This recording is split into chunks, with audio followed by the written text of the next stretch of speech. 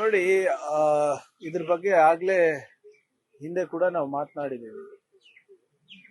ಯಾರೇ ಅಧಿಕಾರಿ ಇರ್ಬೋದು, ವ್ಯಕ್ತಿ ಮೇಲಿರ್ಬೋದು, ಸಂಸ್ಥೆ ಮೇಲಿರ್ಬೋದು, ಅನುಮಾನ ಬಂದಾಗ ಅವರು ಸ್ವಪ್ರೇರಣೆಯಿಂದ ರಾಜೀನಾಮೆ ಕೊಟ್ಟು ತನಿಖೆಗೆ ಅವಕಾಶ ಮಾಡಿಕೊಟ್ಟು ಅದರಲ್ಲಿ ಅವರು ದೋಷ ಮುಕ್ತ ಇದ್ರೆ ಕಂಟಿನ್ಯೂ ಮಾಡಬೇಕು. ಆದ್ರೆ ಇಲ್ಲಿ ಎಲ್ಲಾ ಮೆಂಬರ್ಸು ಕೂಡ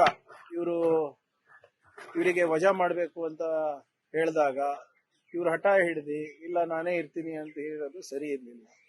ಈಗ ಗವರ್ನರ್ ಅವರೇ ವಜಾ ಮಾಡಬೇಕು ಅಂದ್ಬಿಟ್ಟು ಆದೇಶ ನೀಡಿದ್ದಾರೆ. ಸೊ ಇದರಲ್ಲಿ what ever it is as per procedure ಏನಿದೆ ಮಾಡಿದ್ದಾರೆ. ಆದ್ರೆ ಮುಂದೆ ಇದನ್ನ ಸರಿಪಡಿಸ್ಬೇಕು. ಮತ್ತೆ ಏನು ನಮ್ಮ ಯುವಕರ ಭವಿಷ್ಯವನ್ನ ಸದೃಢಗೊಳಿಸಲಿಕ್ಕೆ ಈ ಸಂಸ್ಥೆಯನ್ನ ಬಲವರ್ಧನೆ ಕೂಡ ನಾವು ಮಾಡಬೇಕಾಗ್ತದೆ. ಜನರ ಮತ್ತು ವಿಶೇಷವಾಗಿ ನಮ್ಮ ಯುವಕರ ಭವಿಷ್ಯ ಜೊತೆ ಚೆಲ್ಲಾಟ ಆಡುವಂತ ಯಾವುದೇ ಸಂಸ್ಥೆ ಇದ್ರೂ ಕೂಡ ಅದನ್ನ ನಾವು ಸಹಿಸಬಾರ್ದು.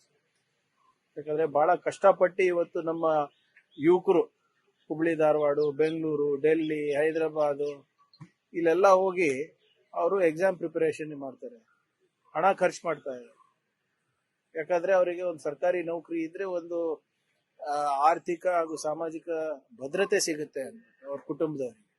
ಸೊ ಇವತ್ತೇನಾಗಿದೆ, ನಿಜವಾಗ್ಲೂ ಬಹಳ ವಿಷಾದ. It's not a healthy sign. But ಇದನ್ನ ಸ್ಟ್ರೆಂಥನ್ ಮಾಡಬೇಕಾಗ್ತದೆ. ಮತ್ತೆ ನಮ್ಮ ಯುವಕರ ಭವಿಷ್ಯವನ್ನ ಸೆಕ್ಯೂರ್ ಮಾಡೋ ನಿಟ್ಟಿನಲ್ಲಿ ನಾವು ಸಂಸ್ಥೆಗಳನ್ನ ಬಲವರ್ಧನೆ ಮಾಡಬೇಕಾಗುತ್ತೆ. ಸರ್, ಇದು ಕೆಪಿಎಸ್ಸಿ ಸ್ವತಂತ್ರ ಸಂಸ್ಥೆ ಆಗಿರೋದ್ರಿಂದ ಹೊಸ ಕಾನೂನಿನ ಸರ್ಕಾರ ಕ್ಲೀನ್ ಮಾಡಬೇಕು ಅಂತ ರೆಡಿ ಇದೆ. ಬಟ್ ಅದಕ್ಕೆ ನೋಡಿ, ಇದ್ರ ಬಗ್ಗೆ ಸಾಕಷ್ಟು ಚರ್ಚೆ, ಆಲ್ಮೋಸ್ಟ್ 3 ದಿನ ಚರ್ಚೆ ಆಗಿದೆ ಸದನದಲ್ಲಿ. ವಿರೋಧ ಪಕ್ಷದವರು ಅದೇ ಬಯಸ್ತಾ ಇದ್ದಾರೆ, ಆಡಳಿತ ಪಕ್ಷದವರು ಅದೇ ಬಯಸ್ತಾ ಇದ್ದಾರೆ. ಕೇಂದ್ರ ಸರ್ಕಾರಕ್ಕೆ ಒಂದು ಮನವಿ ಮಾಡಬೇಕು, ಜಾಯಿಂಟ್ ಆಗಿ ಏನಾದ್ರೂ ಕಾನ್ಸ್ಟಿಟ್ಯೂಷನಲ್ ರಿಫಾರ್ಮ್ಸ್ ತರಬೇಕಾಗ್ತದ ಇದಕ್ಕೆ, ಅಥವಾ ಇಲ್ಲಿ ನಾವು ಏನಾದ್ರೂ ಒಂದು ರಿಫಾರ್ಮ್ಸ್ ತರ್ಲಿಕ್ಕೆ ಸಾಧ್ಯ ಇದೆ, ಅವೆಲ್ಲ ಕಾನೂನಿನ ಸಾಧಕ ಬಾಧಕ ನೋಡ್ಕೊಂಡು ಮಾಡಿದ್ರೆ ಒಳ್ಳೇದು. ನೀವು ಹೇಳ್ದಂಗೆ ಯುವಕರಿನಲ್ಲಿ, ಸಾರ್ವಜನಿಕರಿನಲ್ಲಿ ಸಾಕಷ್ಟು ಅನುಮಾನ ಮೂಡಿದೆ.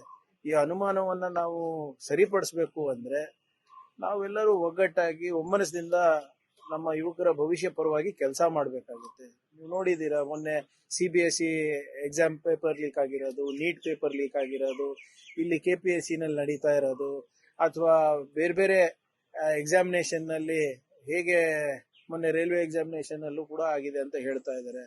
ಸೊ ಹಾಗಾಗಿ ಸ್ವಲ್ಪ ಟ್ರಸ್ಟ್ ಡೆಫಿಸಿಟ್ ಇದೆ, ನಂಬಿಕೆಯ ಕೊರತೆ ಇದೆ ಈ ಸಂಸ್ಥೆಗಳಲ್ಲಿ.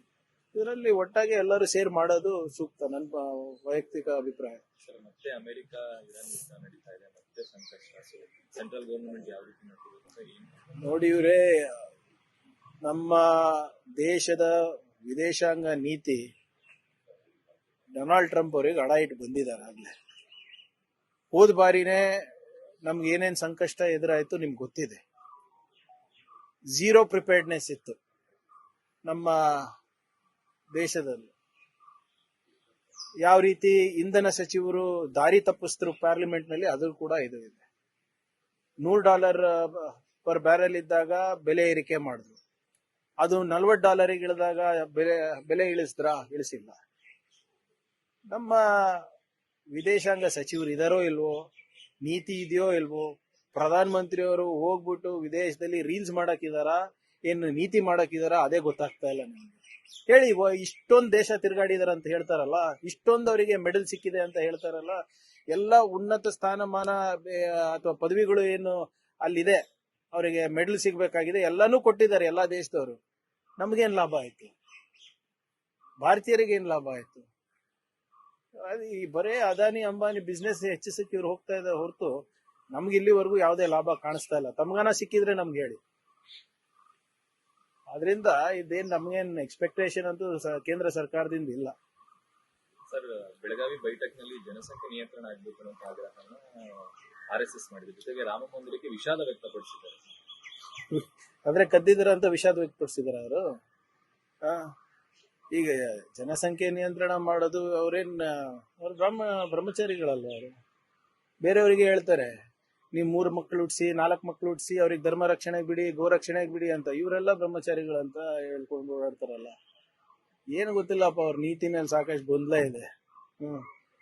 ಅವರಿಗೆ ಗೊತ್ತಿಲ್ಲ ಅವರ ಸಂಸ್ಥೆ ಏನ್ ಮಾಡ್ತಾ ಇದೆ, ಹೇಗ್ ಮಾಡ್ತಾ ಇದೆ, ಅವರ ಸಂವಿಧಾನ ಏನಿದೆ ಅಂತ ಗೊತ್ತೇ ಇಲ್ಲ. ನೀವು ಅವ್ರ ಸಂವಿಧಾನ ತೆಗೆದು ಓದ್ಬಿಡಿ. ಅವ್ರದ್ದು ಸಾಕಷ್ಟು ವಿಷಾದ ಅಷ್ಟೇ ವ್ಯಕ್ತಪಡಿಸಿ ಸರ್ ರಾಮ ಮಂದಿರ ದೇಣಿಗೆ ಆಕ್ರಮ. ನೋಡಿ, ಫಸ್ಟ್ ಒಪ್ಕೋಬೇಕು ಅವರಿಂದ ತಪ್ಪಾಗಿದೆ ಅಂತ. ತಪ್ಪಾಗ್ಬಿಟ್ಟು ಸಾರ್ವಜನಿಕರಲ್ಲಿ ಕ್ಷಮೆ ಕೇಳಬೇಕು. ಸುಮ್ನೆ ಯಾವ್ದೋ ಪ್ರೆಸ್ ನೋಟ್ ಕೊಡೋದಲ್ಲ ಅದು. ಎಲ್ಲಾ ಜನರು ಕೂಡ ಅಲ್ಲಿ VHP ಕಾರ್ಯಕರ್ತರು, ಪದಾಧಿಕಾರಿಗಳು, VHP ಅಧಿಕೃತ ಅಂಗಸಂಸ್ಥೆ RSS. VHP ಹುಟ್ಟಾಕಿದ್ದೆ RSS. ಒಫಿಷಿಯಲಿ ಅವರಿಗೆ ನೆಂಟಿದೆ, ಅಧಿಕೃತವಾಗಿ ಅವರೆಲ್ಲ ಸಂಬಂಧಿಕರೇ ಇದ್ದಾರೆ. ಅದ್ರ ಬಗ್ಗೆ ವಿಷಾದ ವ್ಯಕ್ತ ಅಲ್ಲ, ಡಿಸ್ಮ್ಯಾಂಟಲ್ ಮಾಡ್ಬೇಕು ನನ್ನ ಪ್ರಕಾರ ಅಂತ. Publicly you should apologise. ಮಿಕ್ಕಿದೆಲ್ಲ ಪಬ್ಲಿಕ್ ಅಲ್ಲೇ ಮಾಡ್ತಿರಲ್ಲ. ಮೋಹನ್ ಭಾಗವತ್ ಅವ್ರು ಏನ್ ಸ್ಟೇಟ್ಮೆಂಟ್ ಕೊಟ್ರು ಕೇರಳನಲ್ಲಿ, ನಾವೇನ್ ಮುಚ್ಚುಮರೆ ಮಾಡ್ತೀವ ಅಂತ. ಇದ್ಯಾಕೆ ಮುಚ್ಚುಮರೆ ಮಾಡ್ತಾ ಇದೀರಾ? ಮತ್ತೆ ಪಬ್ಲಿಕ್ ಅಲ್ಲಿ ಬಂದು ವಿ ಆರ್ ಎಕ್ಸ್ಟ್ರೀಮ್ಲಿ ಸಾರಿ, ಇವತ್ತೇನು ಕೋಟ್ಯಾಂತರ ಭಕ್ತಾದಿಗಳ ಮನಸ್ಸಿಗೆ ನೋವಾಗಿದೆ, ಘಾಸಿ ಆಗಿದೆ, ಅದಕ್ಕೆ ನಾವು ಕ್ಷಮೆ ಕೇಳ್ತೀವಿ ಅಂತ ಹೇಳಬೇಕು. ಮಿಕ್ಕಿದಕ್ಕೆ ಎಲ್ಲರೂ ಒಪಿನಿಯನ್ ಇದೆ. ಪಾಕಿಸ್ತಾನ್ ಜೊತೆ ಸಂಬಂಧ ಬೆಳೆಸ್ಬೇಕು ಅಂತ ಅವ್ರದ್ದು ಒಪಿನಿಯನ್ ಇದೆ ಅಲ್ಲ. ಆದ್ರೆ ನರೇಂದ್ರ ಮೋದಿ ಅವರು ವಿದೇಶಾಂಗ ನೀತಿ RSS ಕೊಟ್ಟಿದಾರ? ಆರ್ಥಿಕ ಪರಿಸ್ಥಿತಿ ಬಗ್ಗೆ, ಉದ್ಯೋಗದ ಬಗ್ಗೆ, ಎಲ್ಲದ ಬಗ್ಗೆ ಒಪಿನಿಯನ್ ಇದೆ. ಇದ್ರ ಬಗ್ಗೆನೂ ಆಚೆ ಬಂದು ದಯವಿಟ್ಟು ಕ್ಷಮೆ ಕೇಳಿ ಜನರದ್ದು. ರಾಜಕಾರಣಿಗಳು, ಪೊಲೀಸರು ಈ ರೌಡಿ ಶೀಟರ್ಗಳ ಜೊತೆಲಿ ಹುಟ್ಟುಹಬ್ಬ ಆಚರಿಸ್ಕೊಳ್ತಾ ಇರೋದು ಕಳೆದ ಒಂದಿಷ್ಟು ವರ್ಷಗಳಿಂದ ನೋಡ್ತಾ ಇದ್ದೀವಿ. ಮತ್ತೊಂದು ಲೇಟೆಸ್ಟ್ ಎಕ್ಸಾಂಪಲ್ ಯಲಹಂಕ ಲಿಮಿಟ್ಸ್ ಅಲ್ಲಿ ಅಲ್ಲಿನ ಶಾಸಕರು ಮತ್ತೊಬ್ಬ ರೌಡಿ ಶೀಟರ್ ಜೊತೆ ಕಾಣಿಸ್ಕೊಳ್ತಾರೆ. ಈಗ ನಿಮ್ ನೆನಪಿದ್ರೆ ಮೋದಿ ಅವರ ಲೈನ್ ಅಪ್ ನಲ್ಲಿ ಯಾರಿದ್ರು? ಸೈಲೆಂಟ್ ಸುನಿಲ್. ನೆನಪಿದ್ಯಾ? ಪ್ರಧಾನ ಮಂತ್ರಿನೇ ಅದ್ ಮಾಡ್ತಾ ಇರ್ಬೇಕಾದ್ರೆ ಇವ್ರದೆಲ್ಲ ಏನಿದೆ? ಪ್ರಧಾನ ಮಂತ್ರಿ ಅವ್ರದ್ದು ಎಕ್ಸ್ ಖಾತೆ ತೆಗೆದು ನೋಡಿ, ಯಾರ್ಯಾರಿಗೆ ಫಾಲೋ ಮಾಡ್ತಾರೆ, ಯಾರು ರೌಡಿ ಶೀಟರ್ಗಳಿದ್ದಾರೆ, ಯಾರು ಪ್ರಚೋದನೆ ಭಾಷಣ ಕೊಡ್ತಾರೆ, ಅದಕ್ಕೆಲ್ಲ ಟೈಮ್ ಇದೆ. ಸೊ ಇದೆಲ್ಲ ಪಾಪ ನಡೀತದೆ. ಯಾರೋ ಬಿಜೆಪಿ ಶಾಸಕರು ಒಬ್ರಿಗೆ ಮಾಡಿದ್ರೆ ಅವರಿಗೆ ಮೇಲಿಂದಾನೇ ಇರೋದಲ್ಲ ಅದು.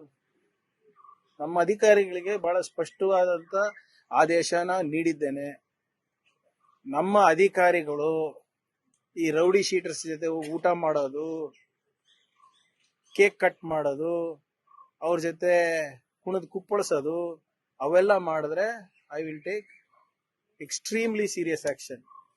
ಬೇರೆ ಯಾರೋ ರಾಜಕಾರಣಿ ಏನೇನ್ ಮಾಡ್ತಾರೆ ವೈಯಕ್ತಿಕ, ಅದಕ್ಕೆ ನಮ್ ಸಂಬಂಧ ಇಲ್ಲ. ನಮ್ಮ ಅಧಿಕಾರಿಗಳಿಗೆ ಆಗ್ಲೇ ಇದು ಮೊದಲೇ ಮೀಟಿಂಗ್ ನಲ್ಲೇ ಸೂಚನೆ ಕೊಟ್ಟಿದ್ದಾರೆ. ಯಾರಿಗೆ ನೀವು ಒಳಗ್ ಹಾಕ್ಬೇಕು, ನೀವು ಅವ್ರ ಜೊತೆನೆ ಅವ್ರ ಹುಟ್ಟಹಬ್ಬ ಆಚರಣೆ ಮಾಡೋದು, ಅವ್ರ ಜೊತೆ ಕುತ್ಕೊಂಡು ಊಟ ಮಾಡೋದು, ಸೌಹಾರ್ದತೆ ಬೆಳೆಸಕ್ಕಂತ ಕೆಲವು ಅಧಿಕಾರಿಗಳು ಹೇಳ್ತಾರೆ. ಈ ರೀತಿ ನಾವು ಬೆಳೆಸೋದು ಸೌಹಾರ್ದತೆ ಯಾರ ಜೊತೆ? ಯಾರು ಸಮಾಜದಲ್ಲಿ ಶಾಂತಿಯನ್ನ ಕದಲ್ತಾ ಇದ್ದಾರೆ. ಸೊ ನಮ್ಮ ಇಲಾಖೆ ಸಂಬಂಧಪಟ್ಟಾಗೆ yes we will take action if there is anything. ಮಿಕ್ಕಿದ ಯಾರ MLA ಯಾರ ಜೊತೆ ಇರ್ತಾರೆ ಅದು ನಮ್ ಸಂಬಂಧ ಇಲ್ಲ. Chairman has been removed after governor signed the letter. No, it's very unfortunate that this has happened, and there is a huge trust deficit for the Public Service Commission, and you need drastic reforms considering the NEET paper leak, considering what has happened in the CBSE, and more importantly the doubts cast on the KPSC chairman is extremely